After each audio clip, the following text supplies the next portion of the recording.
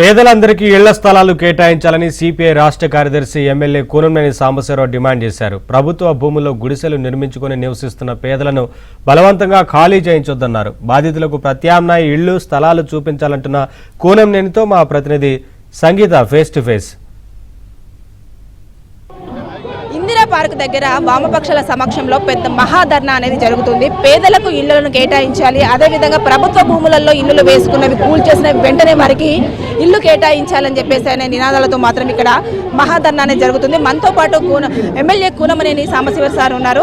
ఆయన అడిగి తెలుసుకుందాం. సార్, అసలు ఈ యొక్క మహాధర్నా యొక్క మోటో ఏంటి? అసలు ఇంత పెద్ద ఎత్తున కూడా ఇక్కడ ధర్నా జరుగుతుంది. పలు రాష్ట్రాల పలు జిల్లాల నుంచి కూడా ఇక్కడికి అందరూ కూడా సిపిఐ, సిపిఎం, సిపిఐఎం ఇలాంటి కార్యకర్తలందరూ కూడా చేరుకోవడం జరిగింది. ప్రధానంగా మీ యొక్క మహాధర్నా ఉద్దేశం ఏంటి? ఈరోజు భూమి సమస్య, ప్రత్యేకించి ఇంటి స్థలం సమస్య పెద్ద సమస్య. ఏ ప్రభుత్వం అయినా ఆ కింద కడు పేదవాళ్ళ జోలికి వెళ్ళట్లేదు.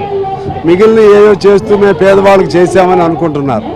ఏదో రేషన్ కార్డు, పెన్షను అవి ఇచ్చి దానివలన అది కాదు. ముందు వాళ్ళు ఉండటానికి ఒక ఇల్లు కావాలి. ఇప్పుడు ఒక నాయకురాలు చెప్పారు, జ్యోతి గారు, వాళ్ళకి ఇల్లు లేకపోతే ఆడపిల్లలు వాళ్ళు ఏదైనా బహిర్భూమికి వెళ్ళాలన్నా లేకపోతే ఒక పెళ్లికి రావాలన్నా పెళ్లి చేసుకోవాలన్నా ఎంత ఇబ్బంది అనేది చెప్పడం జరిగింది. ఇవాళ తెలంగాణ రాష్ట్రంలో ఒక లెక్క మా మిత్రులు తీశారు. 30 లక్షల మందికి ఇళ్ళు లేవు.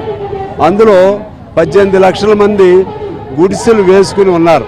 గుడిసెలు వేసుకుని కానీ స్థలం ఉండాలి. కానీ మేము రేవంత్ రెడ్డి గారికి ఏం విజ్ఞప్తి చేస్తున్నామంటే, మీరు స్థలానికి పట్టా ఇవ్వండి, మీకు ఖర్చు లేదు. అదేవిధంగా మిగిలిన వాళ్ళకి పేదలకి స్థలం తీసుకోండి, చిన్నగా స్థలం ఇవ్వండి. మీకు డబ్బు సౌకర్యం, మీ నిధులు సౌకర్యాన్ని బట్టి సంవత్సరానికి ఇన్నని ఇళ్ళు ఇవ్వండి.